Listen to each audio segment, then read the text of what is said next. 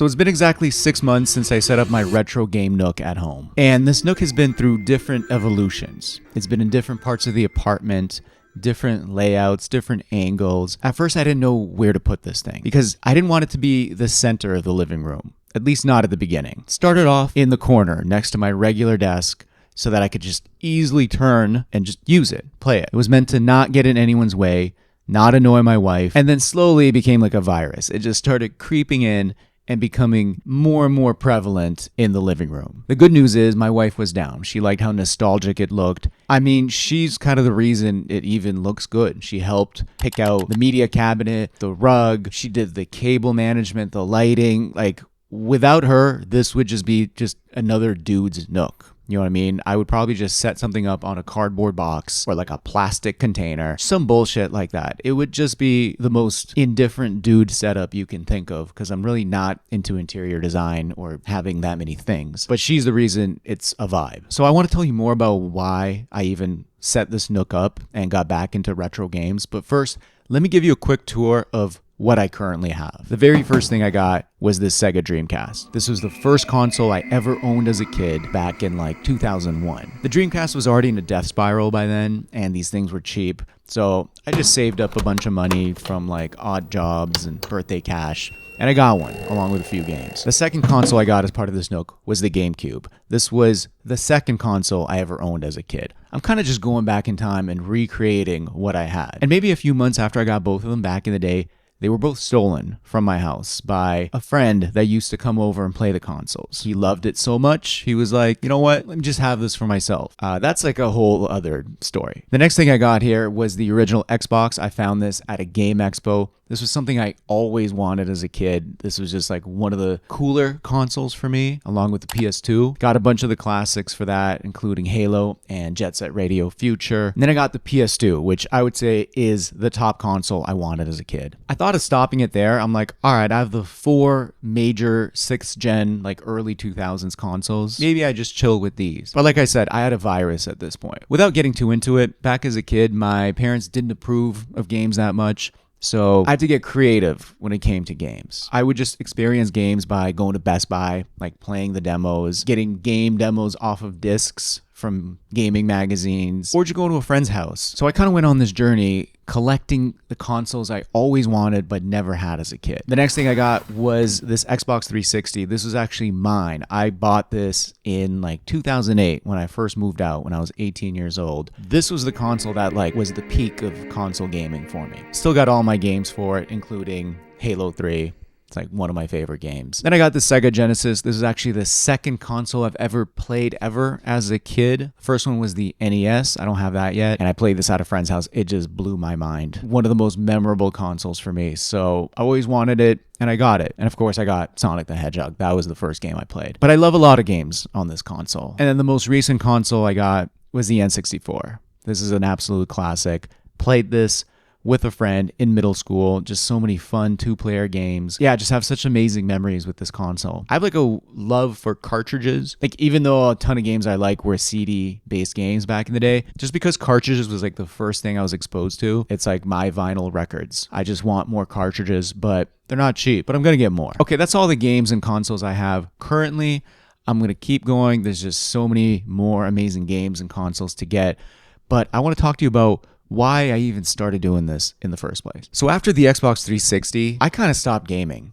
Like that was just the peak, having so many friends over, playing Halo 3, playing single player games like Fallout 3. It was just an amazing machine. Then after that, you know the deal. You know what happens. Life just takes over. Like we need to make money. We want to get other life experiences. You know, I started dating. I started going out more. Games was just something that just kind of sat there at home. I wanted to, for whatever reason, like start getting out of the house after spending a lifetime being a house cat. Maybe whatever I'm looking for is out there. You know, I had different jobs.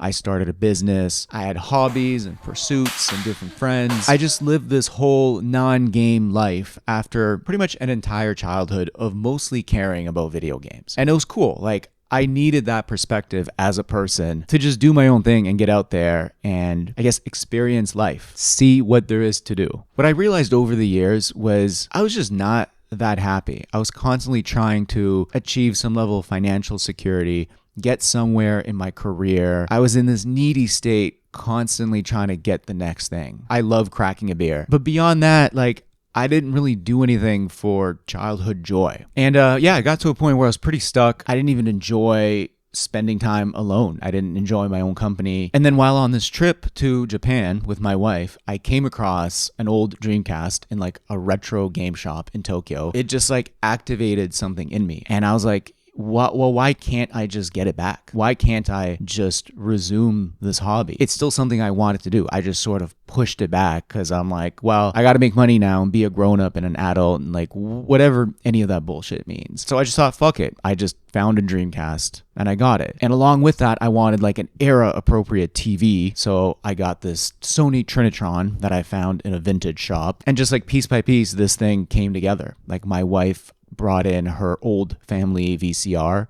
along with her VHS tapes, and we started collecting old movies and watching these tapes and doing like 90s movie nights. And it was all just so fun. It was like the most amount of fun I've had in years. I finally started learning how to enjoy just staying in and being with myself, because for years I would just be trying to go out. I like literally couldn't be at home. I would just constantly be hitting people up to hang out, to just be doing anything other than sitting with my own thoughts. And having this retro game nook really helped me just stay in and actually have fun by myself. Like not be worrying what anybody else is doing or what's going on. Just actually feeling real joy and like reconnecting with childhood interests at home, not needing anything else, not even needing that many games really. Just starting with classics I missed from when I was a kid. It wasn't that formal, but like as a joke, I created like retro beer nights where I would just in advance pick a game I was going to play and just like crack a couple of beers and just play the game. I know people watching this are like, bro just discovered staying in and having fun. Yeah, like I think that's how unhappy I was. I didn't even allow myself to have fun for a long time. Like for example, I loved Jet Set Radio on the Dreamcast as a kid. I beat it a couple of times.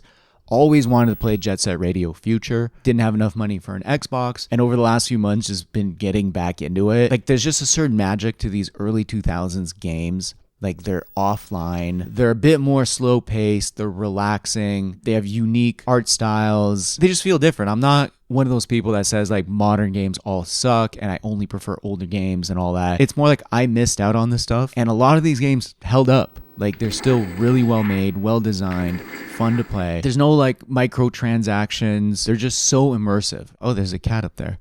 I got deep into the Ratchet and Clank series. Like that was probably my top game as a kid that I wanted. I'd go to Best Buy and just play this game nonstop until the staff just felt sorry for me. And now I've been playing it on PS2. It's just whimsy as fuck. The music's amazing. The art style is amazing. The gameplay is still fun. Even for the Dreamcast, I got games that I've never played before. Like I got Jet Set Radio just as a nostalgic thing, but I also got Sonic Adventure 2, which never had a chance to play. Played it as a demo, played that opening city level so many times, but that's it, and it's great. So yeah, retro beer nights have been a hit. I did the same thing with my nostalgic PC gaming nook, but that's going to be for another video. The thing with playing these older games, whether it's a 90s game or a 2000s game, is they're slower, they're more meditative, they're more intentional, and I feel myself becoming more patient playing them. Like when I started out with Luigi's Mansion, yeah, my brain was kind of mashed potatoes. Where do I go? And at first it was kind of slow, and I'm like, I just want to smash some Koopas, and it was not like a regular Mario game, but the more I played it, the more I got into it, because it's just so immersive. Like it's something I got to slow down and figure out and really get into,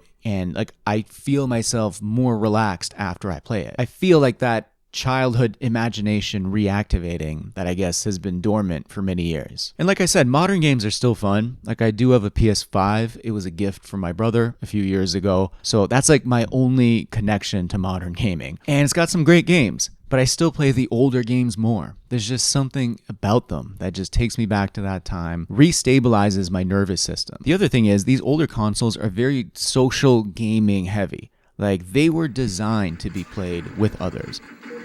Oh. Like split screen was the standard, and now that's been disappearing. And so when my brother came over to visit, we just got into like 2-player games. Did some split screen Mario Kart. We did split screen GoldenEye, some Halo multiplayer, some Halo co-op. It was probably like the most fun I've had gaming in years. Just like sitting on the couch, crushing beers, trying to get through Halo on Legendary, racing these little carts around, getting to see a person under 30 years old struggle with the GoldenEye controls. It was all just so much fun. I feel like in some ways more fun than I've had with modern games. So yeah, overall, this Nook is about joy. So there's a lot more to go through, a lot more stuff to get. And then once you get into PC, that's even more stuff to do. I even got a bunch of my old handheld devices. Like I got my old Nintendo DS. I managed to get a PSP because I used to have one back in the day. My wife has her old Game Boy here. It's just cool having these old nostalgic devices and media in one place. So that's it. If you ever thought of doing something like this, I'd say start small. Like you don't need to do a whole ass